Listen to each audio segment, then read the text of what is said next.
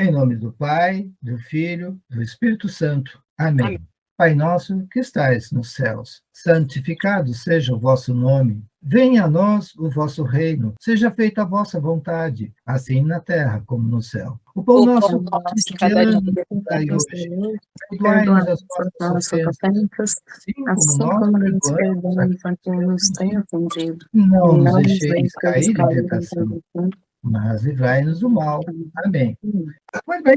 Vamos começar então o nosso curso bíblico de hoje? Faltou eu dizer propositadamente, eu não disse no nosso último encontro, e quero dizer agora. O homem, Adão e Eva, eles gozavam de 4, quem tiver caneta, que quiser anotar, fique à vontade, porque essa informação é rara, não é todo mundo que dá essa informação. Nós gozávamos de 4 dons chamados dons preternaturais, ok? Então, esses dons preternaturais, vamos falar bem rapidamente sobre eles, porque eles não fazem parte da catequese, né? Nós só precisamos saber que eles existem. Vamos entender um pouquinho o que são. Primeiro dom da preternatural, imortalidade. Não era para o ser humano morrer. Então, quando Deus faz Adão, ele o faz com esses 4 dons. E esse dom da imortalidade, porque não era para Adão morrer. Como a Eva foi tirada do lado aberto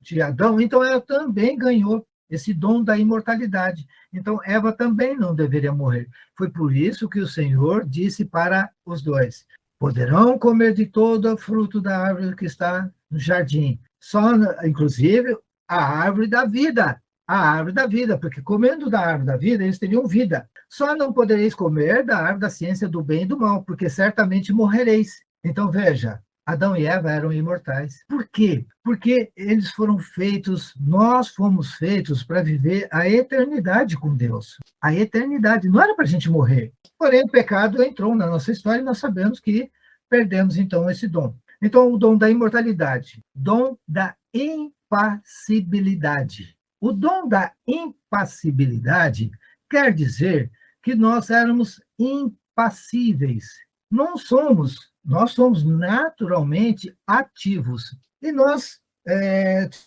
o dom da impassibilidade. Nós não éramos passíveis. Nós não éramos. Se você tem o ativo, nós não somos passivos. Nós éramos impassíveis. Então, o dom da impassibilidade, nós não sofríamos. O dom da impassibilidade faz com que não sofra.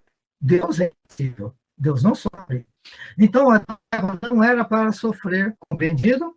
Vamos para o terceiro dom, dom da integralidade. Adão e Eva tinham o dom da integralidade. O que é isso? O dom da integralidade fazia com que Adão e Eva fossem íntegros. Íntegros. Lembra que eu falei que eles foram adultos? Eles não cresceram, não foram evoluindo, lembra? E lembra também que eu falei que os anjos também foram feitos adultos, eles sabiam tudo o que eles precisavam? Adão e Eva também tinham esses mesmos dons. Adão e Eva eram íntegros, completos, inteiros. Muito bem. Adão era honesto, Adão era bom, Adão era correto, ele era íntegro, era íntegro. Adão e Eva eram íntegros. O problema é que havia um outro dom, e esse dom se ele foi, prestem atenção, se esse dom que eu vou falar agora, se por um lado ele foi o responsável pela nossa situação atual, é também por esse dom que nós vamos ser salvos. Por isso que eu quero que vocês guardem, deixem esse dom por último. É o dom capital.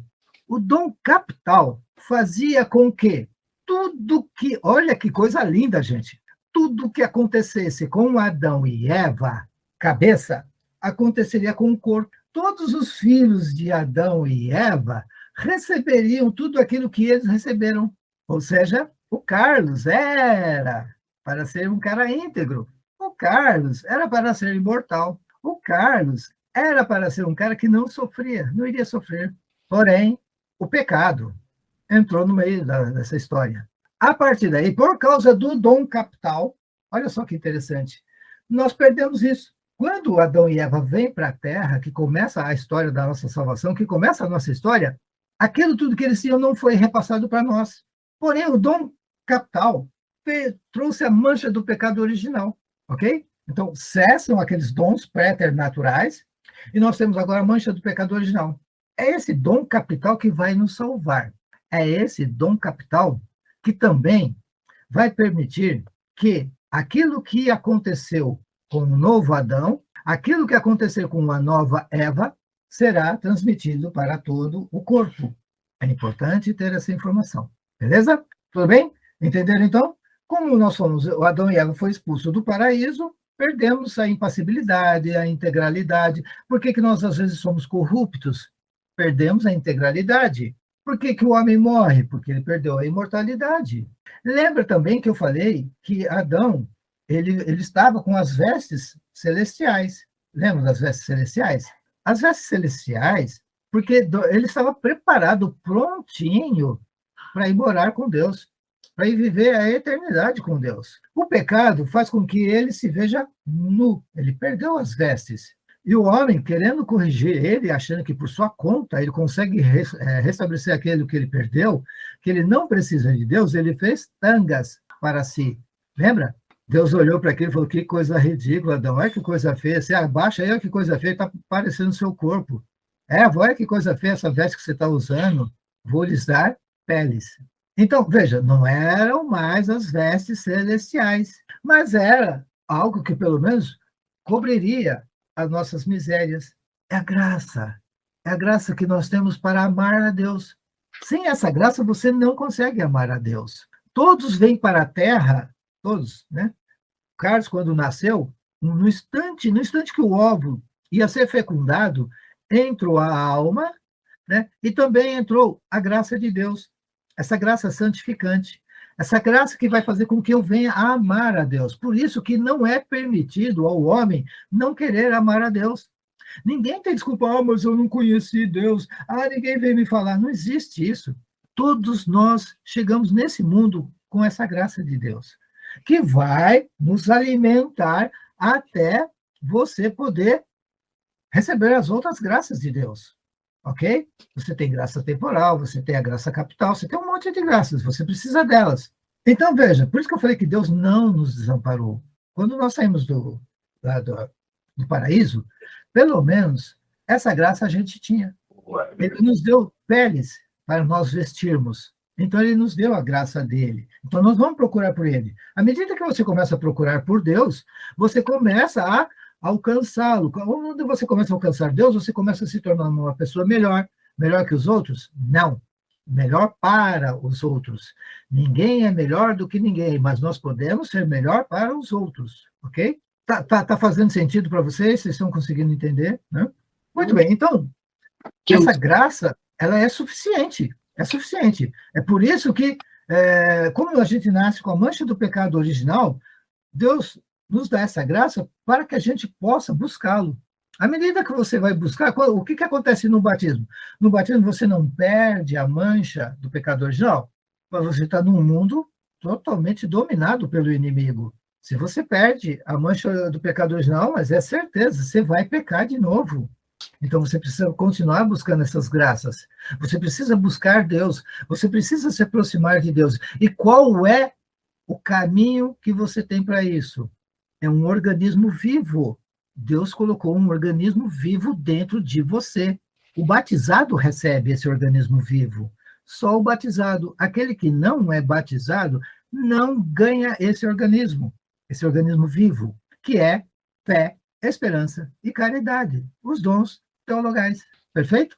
Então, veja, a fé é um organismo vivo que precisa ser alimentada. A fé, ela pode crescer, mas a fé também pode encolher. Se eu começo a pecar, eu vou encolhendo a minha fé. Ela não vai se extinguir. Ninguém, absolutamente ninguém, nem o maior pecador do mundo, uma vez que ele tenha recebido a fé, hein, ele não vai mais ficar sem ela. Ela pode encolher. A ponto dele não estar mais nem aí com Deus, ele não está mais nem aí com ninguém, mas ele ainda tem um resto de fé. É por onde Deus, às vezes, usa para recuperar as pessoas que estão perdidas, as ovelhas perdidas, porque a fé está lá dentro. Algo acontece, o Carlos, depois de 50 anos de vida, pecando pra caramba, acontece o quê? Mas eu fui batizado. Com 3 meses eu fui batizado. Com 50 anos, um belo dia, Deus usou de uma forma que aquela fé que estava lá dentro de mim estava quase, aquela vela quase apagando, ela se acende. Então, o que acontece? A minha fé voltou, a minha fé cresceu, começou a crescer, e eu fui alimentando ela. Então, você tem que alimentar essa fé. Perfeito? Entendemos até aqui? Nós vamos continuar isso. Tá?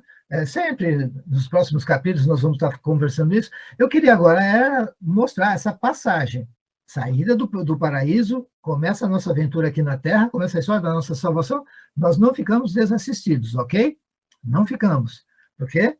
Porque nós perdemos os dons pré-eternaturais, mas nós ainda temos as vestes de pele que Deus nos deu. É essa graça que vai agora fazer com que a gente busque Deus. Mas lembre-se, eu perdi a integralidade.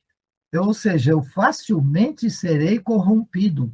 Eu facilmente corromperei. Eu facilmente me afastarei de Deus, porque eu perdi o dom da integralidade. Eu perdi o dom da impassibilidade. Então, eu vou sofrer. Deus não falou que a mulher vai ter dores do parto. Ele não falou que o homem vai ter que suar para tirar. Lembra? O homem vai ter que suar para tirar o seu sustento. Então, agora, nós perdemos o dom da impassibilidade. Ou seja, nós agora vamos sofrer. E nós vamos morrer. E o dom capital, para nós, ficou confuso. Às vezes, você consegue, conforme a sua vida, conforme a vida, esse organismo vivo que você alimenta, se você alimentá-lo direitinho, você consegue fazer com que o dom capital ainda funcione em você. Ou você pode, vamos dizer assim, matá-lo. Matar não é bem a expressão. Deixa eu explicar melhor. Um pai e uma mãe são bonzinhos, muito legalzinho, muito bacaninha, mas não fazem grandes boas ações, não rezam constantemente, não fazem boas práticas. De repente, o filho não nasce bonzinho, nasce com certos problemas. Ué, mas por que não passou esses dons para o filho? Não passou. Então, um pai e uma mãe é bonzinho, mas o filho não é. Um pai e uma mãe são terríveis, são maus, são perversos, e nasce um filho bonzinho. Como que eu faço? Então, eu tenho que alimentar esse organismo para que esse dom se fortaleça e eu possa transmitir para os meus filhos isso. Mas não quer dizer que eles vão receber totalmente aquilo que aconteceu com o pai e a mãe, vá para os filhos, entenderam? Mas a chance é grande quando eu alimento esse organismo vivo. Você quer que seus filhos sejam íntegros? Você quer que seus filhos sejam bonzinhos, sejam altruístas? Você vai ter que ser. Alimente a vida de oração do casal. Marido e mulher. Lembra que eu falei que o marido, ele santifica a esposa, e a esposa santifica o marido, e ambos santificam os filhos? Lembra que eu falei isso? Aí a explicação, é o dom capital que vai fazer isso. Beleza? Vamos começar então hoje? Vamos lá no capítulo 4 do livro do Gênesis. Antes, mais uma última explicaçãozinha, e essa é importante. A abelha, quando a abelha está à procura de mel, ela vai de flor em flor. Quando a abelha encontra uma flor cheia de mel, ela se demora um pouco mais. Ela fica sugando, se deliciando com aquele mel. Quando não tem mais, ela voa para outra flor. Ela passa por uma flor, não tem mel, ela não pousa. Compreenderam? Assim nós vamos fazer com esse curso bíblico. Lembra que eu falei que nós não iríamos passar por todos os capítulos? Nós não iríamos ver toda a Bíblia? Até porque ia demorar muito. Então, nós vamos fazer como uma abelha. Nós vamos passar pelos capítulos, encontrando um melzinho, a gente pousa, suga o que puder daquele mel e vamos buscar outras flores com mais mel. Tá bom? Tudo bem? Vamos fazer assim, então. Então, vamos lá para o capítulo 4 do livro do Gênesis, onde nós vamos ver o início da aventura humana. Versículos 1 e 2, quem pode ler, por favor? Eu leio. Maureen, começa você, então. Adão conheceu Eva, sua mulher, e ela concebeu e deu à luz a Caim.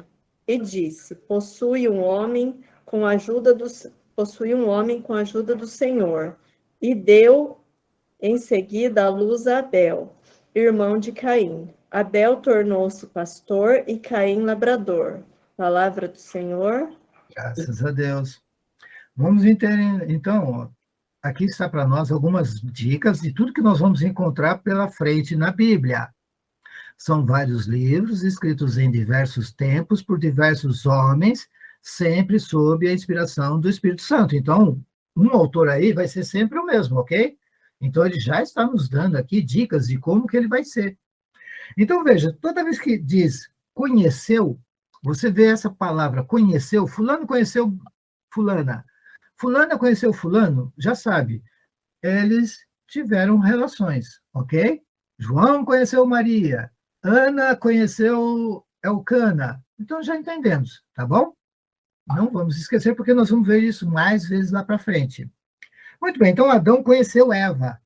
Quer dizer que lá no paraíso ele não a conhecia ainda. Conhecia, mas em que sentido? De conhecer? Não, no sentido de relações sexuais. Eles não tiveram relações sexuais, que não era preciso eles terem, ok? Agora aqui na Terra começa. Então começa aqui a humanidade. Muito bem, e o primeiro filho foi Caim. Nós vamos ver que o primogênito, no caso aqui foi Caim, o primogênito sempre, na Bíblia, na maioria das vezes, ele é o cara que vai receber todas as graças, todas as bênçãos, né? Mas, normalmente, ele dá um bocadinho de trabalho. Nós vamos ver que nem sempre, olha que interessante, hein? Nem sempre o primogênito é que vai receber as graças. Nem sempre o primogênito é o cara bom. Muitas vezes não é. Diferentemente, olha, é isso que não dá para entender. Porque os judeus, para eles, o mais importante filho é o primeiro que nasce, é o primogênito. Mas Deus está mostrando para nós e vai nos mostrar várias vezes. Agora parei um pouquinho mais aqui para a gente poder abstrair isso, que vai nos servir nas nossas futuras leituras, né? Quando a gente vai caminhando. Então, o primogênito é aquele que deve, pela lei do judeu, receber as maiores graças e bênçãos. Mas nós vamos ver, Deus vai nos mostrar que nem sempre é o primogênito, ok? E sim o que vem depois. Muito bem. Então, nós vimos aqui que nasceu Caim e também nasceu Abel. Caim nasceu primeiro que Abel, ok? Muito bem. Para a gente não perder muito tempo, nós vamos ver os versículos 3, 4, 5 e 6. De 3 a 6. Quem pode ler, por favor? Agora eu leio. Passado algum tempo, ofereceu frutos da terra, em oblação ao Senhor. Abel, de seu lado, ofereceu dos primogênitos do seu rebanho e das gorduras dele. E o Senhor olhou com agrado para Abel e para sua oblação. Mas não olhou para Caim, nem para os seus dons. Caim ficou extremamente irritado, e o seu semblante tornou-se abatido. O Senhor disse: Por que estás irado? E por que estás abatido teu semblante? Se praticares o bem, sem dúvida alguma, poderá reabilitar. Mas se procederes mal, o pecado estará à tua porta, espreitando-te, mas tu deverás dominá-lo. Caim disse então a Abel, seu irmão: Vamos ao campo. Logo que chegaram ao campo, Caim atirou-se sobre seu irmão, e matou-o. Palavras. Graças a Deus. Tá bom. Muito bem. Então, aqui que nós temos que entender o seguinte: o Abel era pastor. Abel era pastor. Caim, lavrador. Veja que está começando a história humana. Nós não sabemos exatamente quanto tempo isso aconteceu. Nós não sabemos se já havia toda uma população de filhos e filhas de Adão e Eva. Possivelmente sim, tá? Porque Adão e Eva viveram mais de 900 anos, ok? Muito bem. Então, Abel era pastor. Ele tinha começado uma cultura, ele começou a criar ovelhas. E o que acontece? O primeiro que nasce, poxa vida, lembra que Deus fez tudo com o seu fruto dentro de si? As árvores, tudo, tal, tal, tal. Então, o mesmo aconteceu com as ovelhas. Então, quando o Abel começa a cuidar das ovelhas, não demora muito tempo e surge o primeiro fruto. Nasceu a primeira ovelhinha. E olha que interessante, o que Abel faz? Ele olha para Deus e agradece. Nossa, olha o fruto, estou tendo um fruto. E ele oferece para Deus. Então ele faz um sacrifício e fala: esse volta para Deus. Os próximos são meus, mas esse aqui é para Deus. Deus se agradou. O Caim olhou e falou: o que esse cara está fazendo? Eu também vou dar alguma coisa para Deus. Olhou lá, ele tinha tomate que estava meio sequinho, meio esturricadinho, meio judiadinho. Deu lá algumas pé me ajuda aí, gente. Alface, sei lá, folha ressecada, amarelada já, sabe? Vai falar, vou dar isso aqui para Deus. Então, qual é a diferença? Abel ofereceu, poxa vida, os primeiros frutos, a primeira ovelhinha. Deus se agradou. Mas o Caim já não foi assim tão bondoso. Ele deu aquilo que estava sobrando. Então, Deus não é que não se agradou, não olhou, nem olhou para a oferenda dele. Mas isso aconteceu o quê? Notem que Adão e Eva eram íntegros. Eles não perderam a integralidade, ok? Eles eram íntegros, mas os filhos não. Eles não passaram isso para os filhos. O que acontece? Caim se enche de inveja. Inveja. Ele vê, Deus se agradou com a oferta de Abel. Ele trama a maldade do seu coração. Olha como Deus é. Deus olhou o coração de Caim e viu que ele estava tramando alguma coisa. O Senhor disse-lhe, por que está irado? E por que está batido o teu semblante? Deus sabia. E olha o versículo 7. Se praticares o bem, sem dúvida alguma poderás reabilitar-te. Caramba, está passando alguma maldade na sua cabeça? Está passando uma raiva? Você está com raiva do seu marido? Você está com raiva do seu filho? Você está com raiva do seu vizinho? Não deixa isso crescer. Vai e entre em oração com Deus. Pratica o bem. Quando você pratica o bem, o que vai acontecer? São Pedro nos conta. Quem já leu a Bíblia sabe. O que São Pedro diz? A caridade cobre uma multidão de pecados. Certo? Então, veja. Se praticares o bem, sem dúvida alguma, poderás reabilitar-te. Mas, olha só o que Deus está dizendo. Mas, se procederes mal, o pecado está ali te esperando. Ó, ele está ali na porta. Vai, pratica o mal para você ver só o que vai acontecer. O mal vai te dominar. Porque é essa palavra que está ali, ó, respeitando-te, mas tu deverás dominá-lo. E o Caim dominou o pecado? Não. E aí, o que vai acontecer? Ele vai e mata, né? Beleza? Olha, vamos ver os versículos 9 a 13. Por favor, 9 a 13. Quem pode ler? O Senhor disse a Caim, onde está teu irmão Abel? Caim respondeu, não sei. Sou porventura eu, o guarda do meu irmão? O Senhor disse-lhe, que fizeste? Que fizeste? Eis que a voz do sangue do teu irmão clama por mim desde a terra. De hora em diante serás maldito e expulso da terra, que abriu sua boca para beber de tua mão o sangue de teu irmão. Quando a cultivares, ela te negará os seus frutos, e tu serás peregrino e errante sobre a terra. Caim disse ao Senhor, meu castigo é grande demais para que eu possa suportar. Isso. Palavra do Senhor. Graças a Deus. Olha só que coisa. Então, Deus perguntou, Carlos, onde é o seu irmão? Você tem que saber onde está o seu irmão. Seu irmão está passando fome? Seu irmão está bem? Seu irmão está empregado? Seu irmão casou? Seu irmão está se dando bem com a esposa dele? Como é que está os filhos do seu irmão? E o que Caim respondeu? Caim respondeu para Deus? Por acaso eu sou o guardião dele agora? Não é o que a gente fala constantemente hoje para Deus? Lembra que eu comecei essa nossa conversa de hoje dizendo que nós temos um fio que nos liga? Deus está perguntando, cadê o seu irmão? Seu irmão está jogado nas drogas e você não está nem aí para ele. O seu irmão está se separando da esposa dele e você não leva um consolo, uma boa palavra? Sim, você é o responsável pelo seu irmão. Então, note que Deus faz a pergunta, sabe pergunta de retórica? Já sabe a resposta? Deus sabia a resposta. Onde está o teu irmão? E veja que o próprio Deus diz, eis que a voz do sangue do teu irmão clama por mim desde a terra. Então, Deus já sabia. Deus sabe tudo. Deus vê tudo. Não adianta você fazer uma coisa errada e achar que ninguém vai saber. Deus sabe. Não tinha ninguém por perto. Era meia-noite, tudo escuro, não tinha ninguém por perto. Você comete um pecado. Deus viu. Mas nós temos a tendência de achar que ninguém viu. Então é muito importante essa parte aqui, ó. Onde está o teu irmão?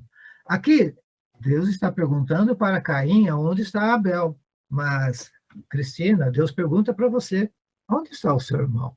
Carol, onde está o seu irmão? Ele não está necessariamente perguntando o seu irmão de sangue. Ele está perguntando porque aquele seu irmão batizado.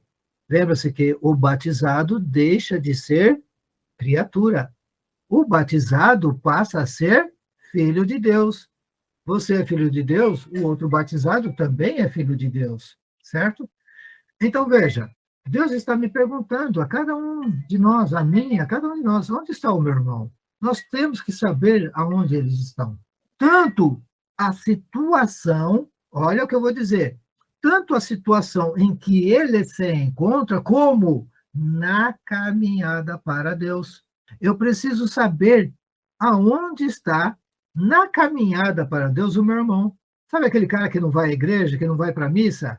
Tem que levar ele. Sabe aquele cara que é batizado, mas não é crismado? Ele tem que buscar os sacramentos. Sabe aquele casal que está vivendo juntos, mas não são casados? Precisam se casar. Não no civil. Estou nem aí para o civil. Eu quero o sacramento. Eu quero um matrimônio. Eu quero a promessa de amor eterno. É isso que eu quero. Então, preste atenção. Você é responsável pelo seu irmão. Muito bem. Continuando, né? Então, ali no versículo 12, Deus já deu a sentença, né? Disse que o Caim vai ser maldito. Puxa vida, que terrível. É uma sentença muito pesada. E o Caim responde: meu castigo é grande demais para que eu possa suportar. Porque sendo maldito, ele não é bendito. Quando Jesus vier em glória, na parousia, ele separará os bons à direita e os maus à esquerda. E Deus, Jesus, dirá aos da direita: vinde, benditos de meu Pai. Vindes para o lugar que lhe está reservado desde o início da criação. E olhará para os da esquerda e dirá: afastai-vos de mim, malditos. Ides para o fogo eterno, que está preparado para o diabo e seus anjos desde o início da criação. Então, veja, o Caim se tornou um maldito. Então, ele já sabe qual vai ser o destino dele? Inferno. É aí por isso que ele fala: meu castigo é grande demais, porque eu não vou nunca mais gozar da sua visão. Eu não vou mais contemplar a sua face. Eu não vou mais conhecer as maravilhas do céu. Eu não vou mais conhecer a alegria, o gozo eterno. Essas postagens que eu fiz esses dias atrás, que eu coloquei lá no grupo, eu falei primeiro do juízo, primeiro a morte, depois eu falei do juízo, depois eu expliquei como é o inferno, e por último eu expliquei o céu. Dá vontade ou não dá vontade de desejar o céu? Quem leu o que é o céu, eu escrevi lá. Então, note que ficar privado do céu é um castigo por demais pesado para o Caim. É por isso que ele fala: meu castigo é grande demais para que eu possa suportar. Ser privado de Deus, ser privado do céu.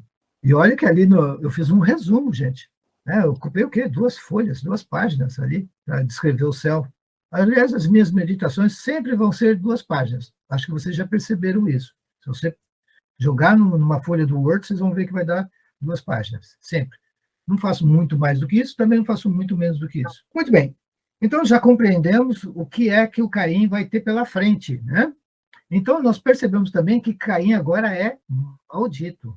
Maldito. Ele está predestinado ao inferno. Então, quando ele faz essa queixa para Deus, Deus ainda se apieda dele. Veja que ele não se arrependeu. Deu para perceber que ele não se arrependeu. Ele só diz: esse castigo é muito grande para mim, eu não vou suportar. Eis que me expulsais agora desse lugar, e eu devo ocultar-me, longe de vossa face. Olha aí, ele vai estar longe da face de Deus, tornando-me um peregrino errante sobre a terra. O primeiro que me encontrar vai matar-me. E quem é o primeiro que vai encontrar ele? O diabo. O diabo é o primeiro que vai encontrá-lo. Lembra que Deus falou? O pecado está à porta. Está à porta. Se você praticar o bem, você vai dominá-lo. Mas ele não praticou o bem. Então, quem que está esperando ele? Caim. O diabo. Bom, aí no versículo 15, e o Senhor respondeu-lhe, não, mas aquele que matar Caim será punido 7 vezes. 7 vezes. O que Deus queria? Que o homem não fizesse justiça pela própria mão. Não nos compete isto. Então Deus diz, aquele que matar Caim perderá 7 membros, 7 parentes, 7 filhos, ou enfim, será punido 7 vezes. 7 é um número completo. 7 na Bíblia sempre vai reportar ao total, à totalidade. Então, e o que acontece? Quem que primeiro vai matá-lo? O diabo. Então, o diabo vai morrer por completo. Mas nós temos que entender que o homem sempre foi desobediente a Deus. Sempre. Nós vamos ver mais para frente, né, que o Caim conhece a sua mulher, e ela concebe e dá à luz a Enoque, lá no versículo 17. Aí ele tem vários filhos, ele gera Irade, Irade gerou Maviael, Maviael gerou Matusael, Matusael gerou Lameque. Lameque tomou 2 mulheres, logo 2. Começou a bigamia. Adão tinha quantas mulheres? 1. Adão tinha 1, Eva. Mas olha o que o Lameque faz, pegou 2. Percebe que está começando a maldade humana? O homem perdeu a integralidade. O que está acontecendo agora com ele? Ele já está sofrendo, porque agora ele perdeu o dom da impassibilidade, e ele perdeu a integralidade, ele está corrompendo. O cara tem 2 mulheres. Ada deu à luz a Jabel, que foi daqueles que moram em tendas entre os rebanhos. O nome do seu irmão era Jubal, que foi o pai de todos aqueles que tocam a cítara, um instrumento de sopro. Sela, de seu lado, deu à luz a Tubal-Caim, pai de todos aqueles que trabalham com o cofre e o ferro. A irmã de Tubal-Caim era Noema. Beleza. Lameque, agora que vem o interessante. Versículos 23 e 24. Quem pode ler, por favor? Lameque disse às suas mulheres, Ada e Sela, ouvi a minha voz, mulheres de Lemeque. Escutai as minhas palavras. Por uma ferida, matei um homem, e por uma confusão, um menino. Se Caim será vingado 7 vezes, Lameque o será 77 vezes. Palavra do Senhor. Graças a Deus. Veja bem que Lameque, ele chama as suas 2 mulheres e fala para elas assim, sabe, eu causei uma ferida num homem. Por causa dessa ferida, ele veio a morrer. Eu estava fazendo uma coisa errada e contundi uma criança. Essa criança veio a morrer. Então, note, olha o que é a perda da integralidade. Lameque cometeu 2 crimes.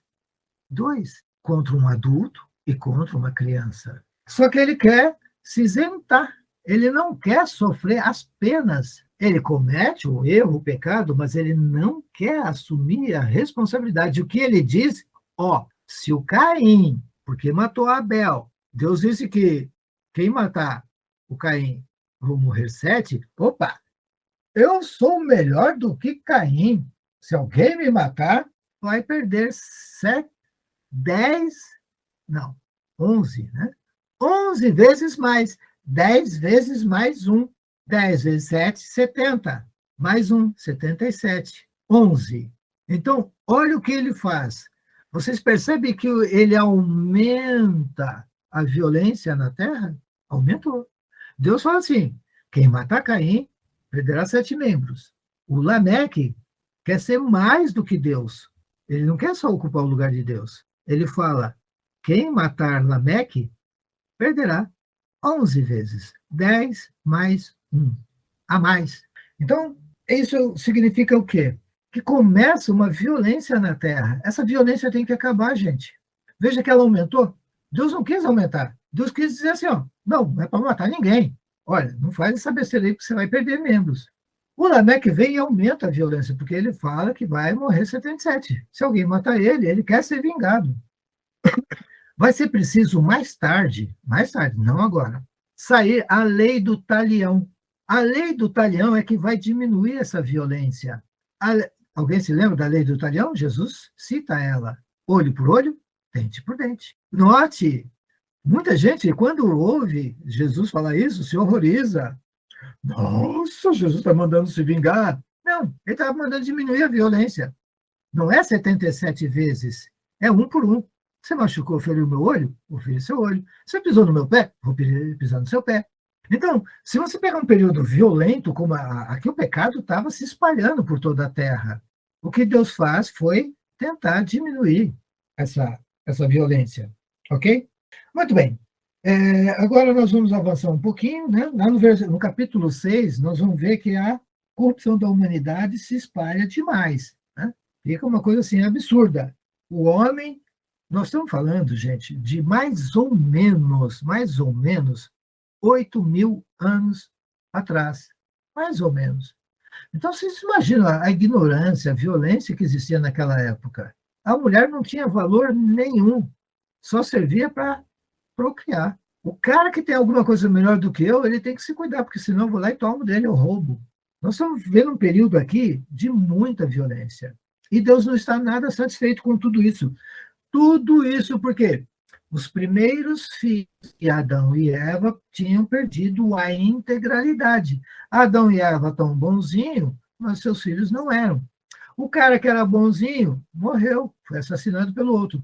Mas nasceu um outro cara bonzinho também. Deixa eu ver só se eu... 7. Adão conheceu outra vez a sua mulher e deu a luz ao filho ao qual pôs o nome de Sete, dizendo: Deus me deu possibilidade para substituir Abel. Então, 7 agora é o cara bonzinho, tá bom?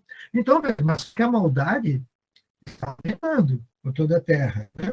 Muito bem, então nós vamos ver a história do dilúvio lá no capítulo 7, que aí a gente já vai começar a caminhar para o fim desse nosso encontro de hoje. Né? Nós vamos terminar com essa história do dilúvio, que é importante para nós compreendermos. Aqui tem bastante mel, vamos sugar bastante o mel que tem aqui nessa flor, para que a gente possa crescer espiritualmente e nos fortalecer. Né? Bom, então, primeiramente, nós vamos ter que entender quem é Noé. Noé era um homem justo, em meio a uma civilização violenta, em meio a muitos crimes, muitos pecados, mas o Noé era um homem justo, é aquilo que eu sempre digo. Em meio à maldade, surge a bondade. Né? Então, o Noé ele tem lá a sua mulher e tem 3 filhos. Quem são seus filhos? Está lá no capítulo 6, versículo 10. Capítulo 6, versículo 10, nos conta que Noé teve 3 filhos, Sem, Cã e Jafé. Esses são os 3 filhos de Noé. É importante nós sabermos isso, porque um deles vai começar a civilização grega. Os gregos vão surgir a partir de um desses 3 carinhas aqui, tá bom? Mas nós vamos ver o que vai acontecer. Bom, só para a gente saber, no versículo 11 diz que a terra corrompia-se diante de Deus e enchia-se de violência. Beleza? Então já temos o panorama, né? Nós temos uma terra corrompida, cheia de pessoas más, perversas, mas nós temos uma família íntegra, nós temos um homem justo, que é Noé, que tem uma esposa, que tem 3 filhos. Esses seus 3 filhos têm esposas, ok? Mas todos eram tementes a Deus. Muito bem. Só para a gente, antes de ir para o capítulo 7, olha o que o versículo 13 do capítulo 6 diz. Então Deus disse a Noé: Eis chegado o fim de toda criatura diante de mim, pois eles encheram a terra de violência. Vou exterminá-los juntamente com a terra. Gente, isso é a ira de Deus. Sabe essa historinha que Deus é bonzinho, é um velhinho bonzinho pra caramba? Não é, não. Não é que ele não seja bom, não é isso. Deixa eu corrigir. Ele é justo e ele também se ira. É um erro as pessoas acharem que Deus é só misericórdia. Achar que Deus não vai mandar os seus filhos para o inferno. Achar que Deus vai salvar todo mundo. Deus quer que todos se salvem. Ele quer. Mas lembre-se que nós temos o livre-arbítrio. Isso faz toda a diferença. E nós, isso precisa ficar muito claro para vocês, nós não temos noção da gravidade do pecado. nós não fazemos a menor ideia do que é, para Deus, os nossos pecados. Por quê? Simples. Não fomos nós que inventamos o pecado. Mirela, você inventou o pecado, Mirela? Não? Eu não. Nem eu. Nós não inventamos o pecado. Foi Lúcifer e seus anjos. Eles inventaram o pecado. Então, eles sabem a gravidade do pecado. Como Deus vê esse pecado. Deus não é sumo bem? Deus não é todo amor? Então, esses pecados são uma ofensa muito grave. Quando você ofende Deus, Deus é infinito, Deus é eterno. Então, uma ofensa para Deus é uma ofensa infinita, é uma ofensa eterna. Aí o filho da mãe diz assim, mas só porque eu traí a minha esposa eu vou para o inferno? Não, não é possível, Deus vai me perdoar. Ele pode te perdoar. Como existem algumas coisas que você precisa fazer. A igreja, ela está aí para isso. Lembra que eu falei que a igreja existe para impedir o avanço do inferno sobre a terra? Isso é muito importante. A igreja existe na terra para impedir o avanço do inferno. O Papa Bento XVI dizia isso. E é uma grande verdade. Então, note, nós não temos noção de quão grave é para Deus os nossos pecados. A gente fala que é um pecadinho. Eu contei um pecadinho assim, eu fiz um pecadinho pequenininho. Deus vai perdoar. Não é o que a gente fala uns para os outros. Você não tem ideia do que você está falando. E hoje em dia estão nos dizendo que muita coisa que você faz errada não é pecado. O cara vai lá, senta na frente do padre e fala, padre, eu quero confessar meu pecado. Padre, eu desejei a minha vizinha. O padre fala, não, meu filho, isso não é pecado. Claro que é. Lembra que Jesus fala que o adultério é pecado, mas se você desejar a mulher no seu coração, você já pecou. Está entendendo como é grave o pecado para Deus? E nós estamos aqui brincando, achando que é brincadeirinha isso aqui, que Deus vai passar a mãozinha na nossa cabeça e dizer, beleza, pode continuar pecando. Você não precisa mudar de vida, não. Pode continuar do jeito que você está. Vem aqui para a missa, se confessa para você se sentir bem. Não, não é para mim me sentir bem. Eu vou me confessar porque eu quero que esse pecado seja apagado do livro da vida. Eu quero diminuir as minhas penas. Eu quero ficar o mínimo necessário no purgatório. Se possível, nem quero passar lá. É por isso que eu quero confessar. Mas hoje em dia, muitos pecados, o padre diz, isso não é pecado. É sim, é sim. Um pecado continua sendo pecado. O pecado é a mentira. A boa prática, a verdade, é a verdade. Uma verdade será verdade mesmo que o mundo inteiro não acredite. Uma mentira vai continuar sendo mentira mesmo que o mundo inteiro acredite. Então, pecado sempre vai ser pecado. Antigamente era pecado, hoje em dia não é mais. Quem falou? Quem disse isso? Quer dizer que uma coisa que era pecado hoje em dia não é mais? Quem mudou isso? Deus? Deus é imutável, lembram-se? Deus é impassível. Então não foi Deus. É o homem que está querendo aquietar sua consciência. Muito bem, podemos ir agora para o capítulo 7 e lá nós encerramos então esse nosso encontro de hoje. Vamos para o versículo até o 10, vai do 1 ao 10. Quem pode ler, por favor? O Senhor disse a Noé, entra na arca, tu e toda a tua casa. É o dilúvio, né? Uhum. Porque te reconheci justo diante dos meus olhos, entre os de tua geração. De todos os animais puros, tomarás 7 casais, machos e fêmeas, e de todos os animais impuros, tomarás um casal, macho e fêmea. Das aves do céu, igualmente 7 casais, machos e fêmeas, para que se conserve viva a raça sobre a face de toda a terra. Dentro de 7 dias farei chover sobre a terra, durante 40 dias e 40 noites, e exterminarei da superfície da terra todos os seres que eu fiz. Noé fez tudo o que o Senhor lhe havia ordenado. É até aqui? Não, Continua. até o 10. Tá, o 10. Noé tinha 600 anos quando veio o dilúvio sobre a terra. Para escapar à inundação, entrou na barca com seus filhos, sua mulher e as mulheres de seus filhos. Dos animais puros e impuros, das aves e de tudo que se arrasta sobre a terra, entraram na arca com Noé um casal macho e fêmea, como o Senhor tinha ordenado a Noé. Passados os 7 dias, as águas do dilúvio precipitaram-se sobre a terra. Palavra do Senhor. Graças a Deus. Então, Aqui nos chama a atenção duas coisas. Primeiro, Deus reconhece o homem justo pelas suas atitudes, pelas suas práticas, pelo seu modo de viver.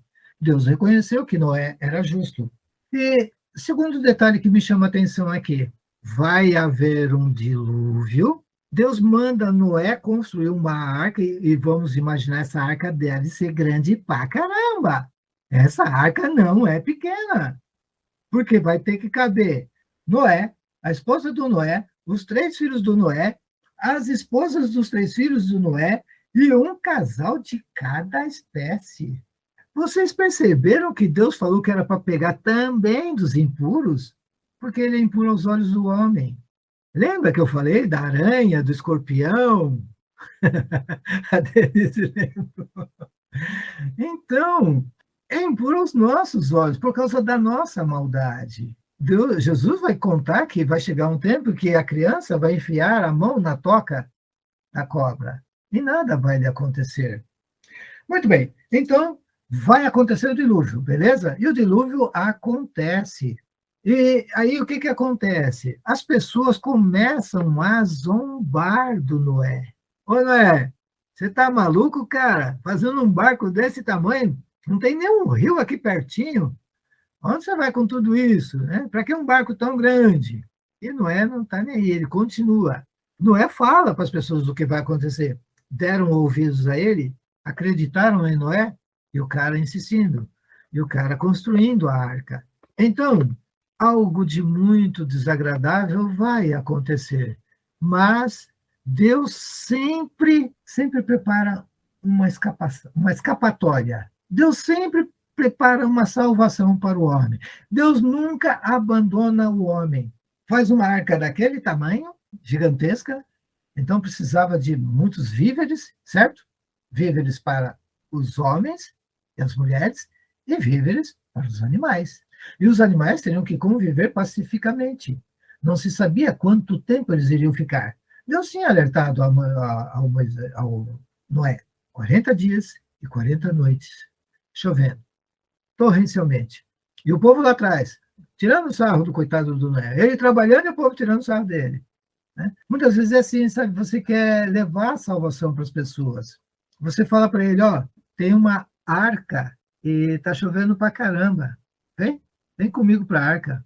Vamos para a igreja. Vamos para a missa. Vamos buscar os sacramentos. E o que fazem? Riem de vocês. Eu sou missionário. Já bati em muitas portas. Uma vez, no Mato Grosso, eu bati numa porta, convidando a pessoa para conhecer a palavra de Deus. Ela abriu a janela, olhou, perguntou o que era, eu disse, eu sou católico, eu sou missionário, eu vim trazer a palavra de Deus. Ah, obrigado, hoje não, outro dia. Veja, a salvação bateu aquela porta. Não que eu fosse salvar, imagina, quem sou eu? Eu não salvo ninguém. Mas a palavra de Deus. Deus tinha separado uma palavra que ia tocar naquele coração. Se aquele coração fosse batizado, havia um organismo vivo lá dentro, que com a palavra de Deus iria despertar. Se aquela palavra, aquele coração não fosse batizado, não tinha aquele organismo vivo, mas a consciência da pessoa, porque Deus está chamando ele iria possivelmente acordar. Deus nos chama a todos, o tempo todo, em todo o tempo. Isso é pacífico. Porque a nossa salvação, ela se dá em 4 movimentos. Os 4 movimentos é assim: primeiro de Deus, o segundo é seu, o terceiro é de Deus, o quarto é seu. É sempre assim. O primeiro passo, quem dá sempre é Deus. Se você hoje está em caminho de salvação, é porque Deus te chamou. Eu sempre comparo o exemplo para as pessoas entenderem da mãe que tem uma criança, a mãe põe a criança no chão, rodeia a criança com brinquedos, a criança começa a brincar com os seus brinquedos, e aí a mãe começa a chamar a atenção da criança. E a criança não dá nem bola para a mãe, porque ela está entretida com seus brinquedinhos. Assim somos nós. Deus nos chama, mas nós estamos entretidos com os nossos brinquedinhos aqui na Terra. Mas, veja, então o primeiro passo foi Deus. O primeiro passo foi a mãe chamando a atenção da criança. Segundo passo, chega uma hora, por causa dos nossos problemas, por causa dos nossos dilemas, das nossas dores, por causa de uma doença, por causa de um desemprego, porque um filho saiu de casa, não importa o motivo. Por um dado momento, você percebe que Deus existe. Então acontece o segundo movimento. Primeiro, Deus chama atenção. Segundo, você percebe que Deus existe. A criança vê a mãe acenando. Quando a criança vê a mãe acenando, ele se toca, ele dá os bracinhos. Ele quer a mãe. Assim somos nós. Nós queremos a salvação, nós não queremos ir para o inferno, mesmo não conhecendo o inferno. Então vai acontecer o terceiro movimento. E o terceiro movimento é de Deus. A mãe vai, levanta aquela criança e sustenta a criança. Deus, ele vem e te sustenta. Ele te dá forças para você suportar as dificuldades, os problemas que você está encontrando. Deus vem em teu auxílio. Porém, a mãe não vai arrastar essa criança. É hora da criança dar os seus passinhos. É a hora da criança suportada, sustentada pela mãe, ir ao encontro da mãe. É a hora do pecador que estava se arrastando, jogado no chão, se levantar e com a força de Deus, com o sustento de Deus, ele caminhar para Deus. Sair dessa vida de pecados. É o quarto movimento. Então, a nossa salvação se dá em 4 movimentos. Sempre o primeiro é de Deus. Sempre. Nunca pense que você está buscando a salvação, que você agora está caminhando para Deus, porque. Não. É Ele que te chamou. Sempre é assim. É como a gente nunca sabe quando Deus vai nos chamar de novo, atentamos para o chamado de Deus. Muito bem. Então, voltamos agora para o dilúvio. Vai acontecer o dilúvio. A família do Noé já está preparada para a salvação. Os animais já estão entrando na arca. Né? Vamos lá para o versículo 17 ao 24. Alguém pode ler do 17 ao 24, por favor? Eu leio. O dilúvio caiu sobre a terra durante 40 dias. As águas incharam e lavaram a arca. E levaram a arca, que foi elevada acima da terra. As águas inundaram tudo com violência e cobriram toda a terra. E a arca flutuava na superfície das águas. Até qual, seu Carlos? E até o fim, até o 24. Ah, tá. As águas engrossaram prodigiosamente sobre a terra e cobriram todos os altos montes que existem debaixo dos céus. E elevaram-se 15 côvados acima dos montes que cobriam. Todas as criaturas que se moviam na terra foram exterminadas, aves, animais domésticos, feras selvagens e tudo que se arrasta na terra, e todos os homens. Tudo o que respira e tem um sopro de vida sobre a terra pereceu.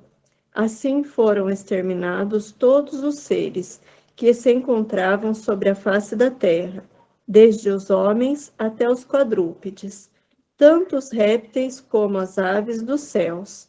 Tudo foi exterminado da terra. Só Noé ficou e o que se encontrava com ele na arca. As águas cobriram a terra pelo espaço de 150 dias. Palavra do Senhor.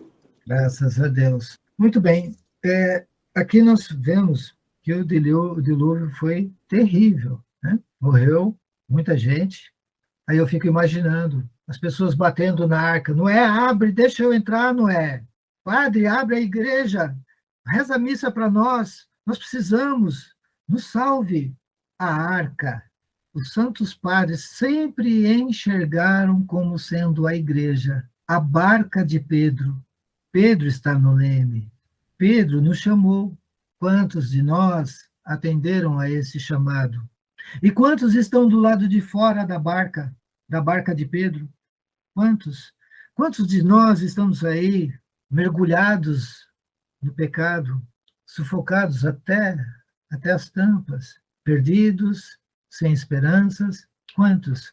Eu fico imaginando as pessoas se divertindo em festas, com muita diversão, muita bebida.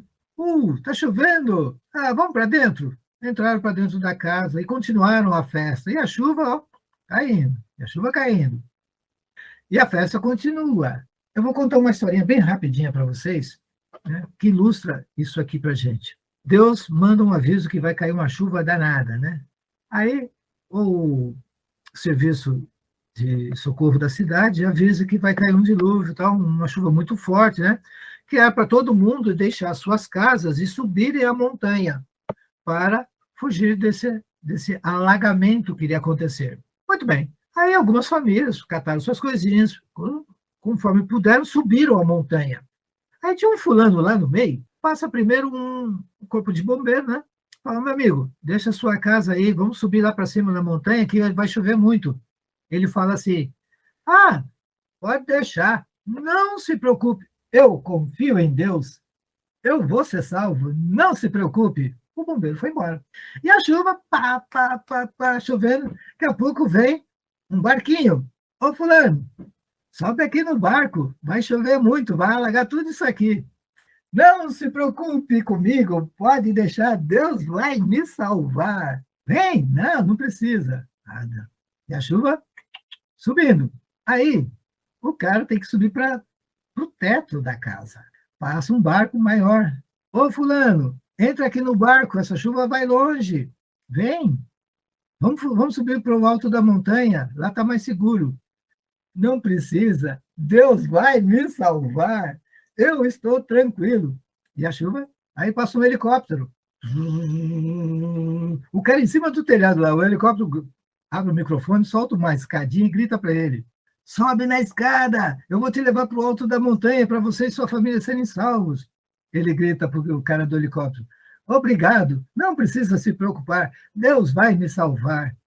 E aí o que acontece? O desgraçado morre. Morreu afogado. Vocês acharam que ele ia ser salvo por Deus, né? Não, ele morreu afogado. Aí ele vai para o céu. Bom, por sorte foi para o céu ainda, né? Porque ele poderia ter ido para outro lugar.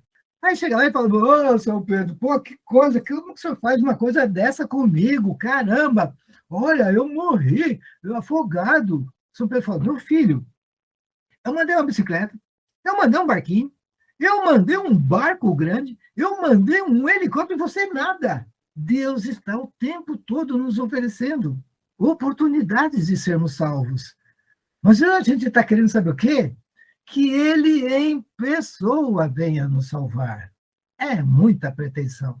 Então, nós somos mais ou menos parecidos com esse caso, tá? Sabe, o excesso de confiança. Deus é misericordioso, Deus é maravilhoso, como que ele vai me mandar para o inferno?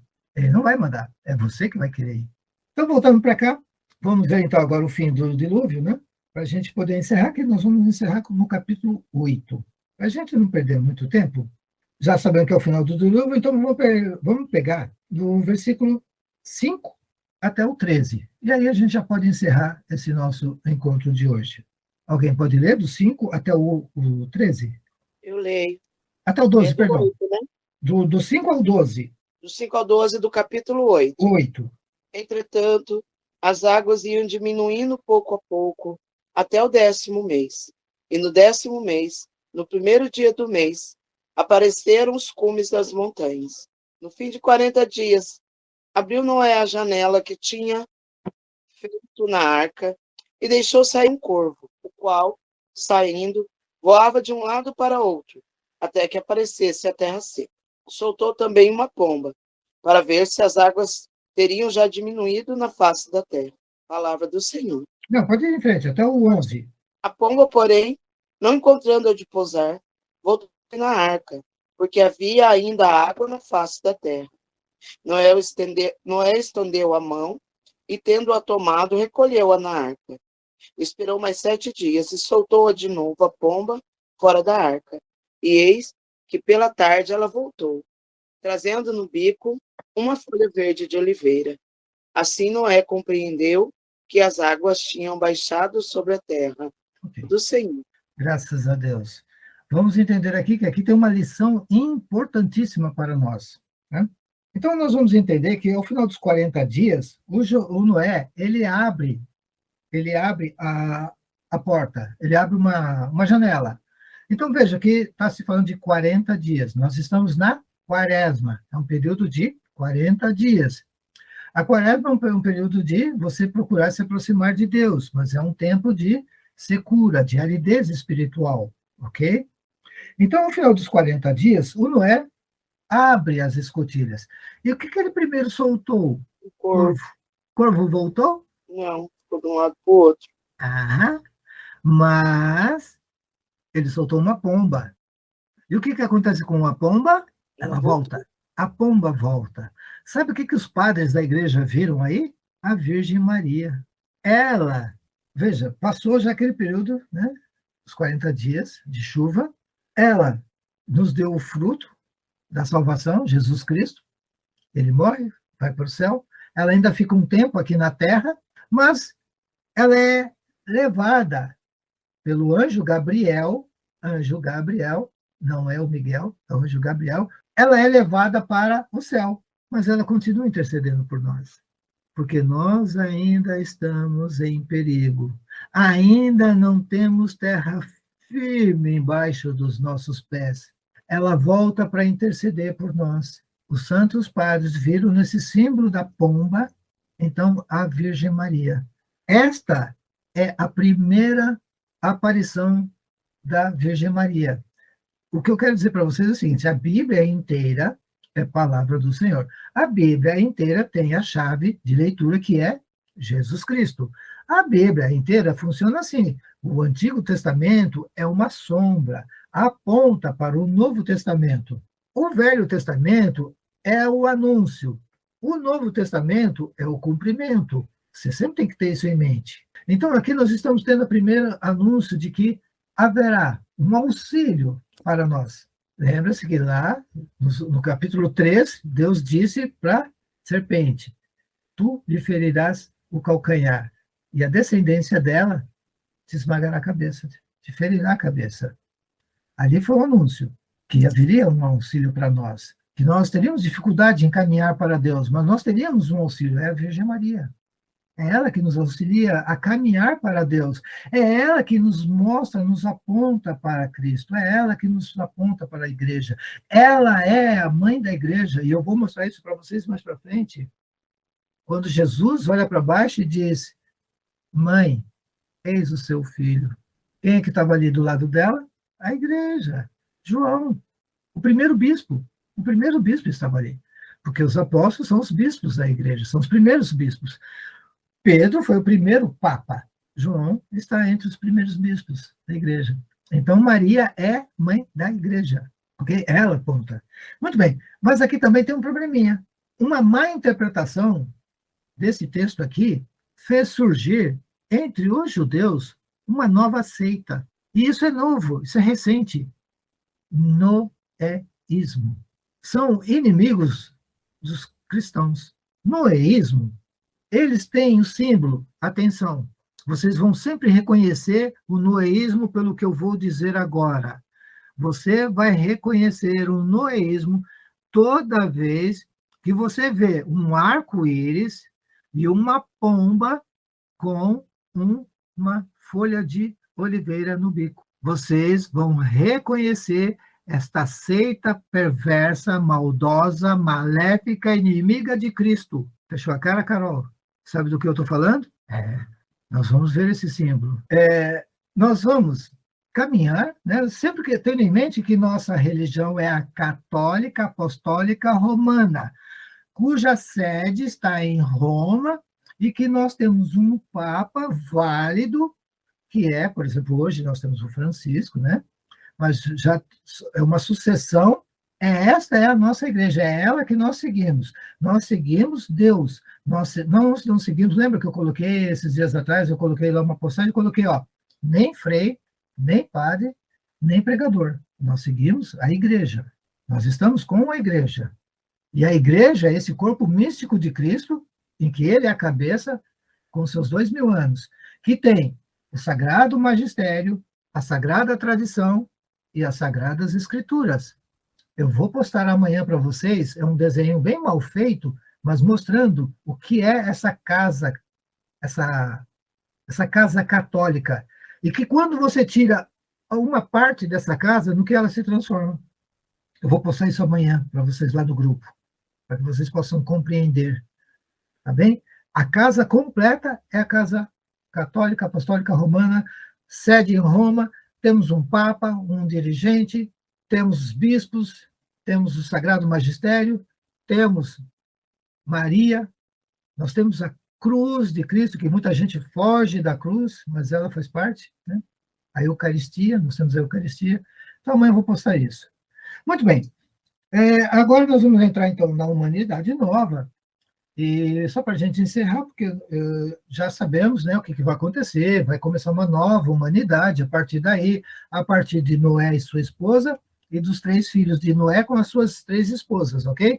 A primeira história começou com um casal, agora a história vai recomeçar com 4 casais, perdão.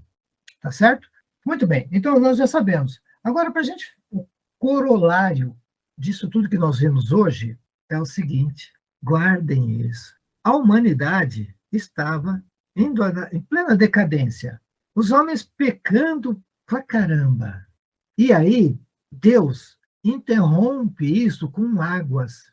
Os santos padres dos séculos II até o século VII viram aí, nessa leitura da história de Noé, o anúncio do batismo. O homem, antes do dilúvio, pecador, depois do dilúvio, um novo homem. Entenderam? O anúncio do batismo.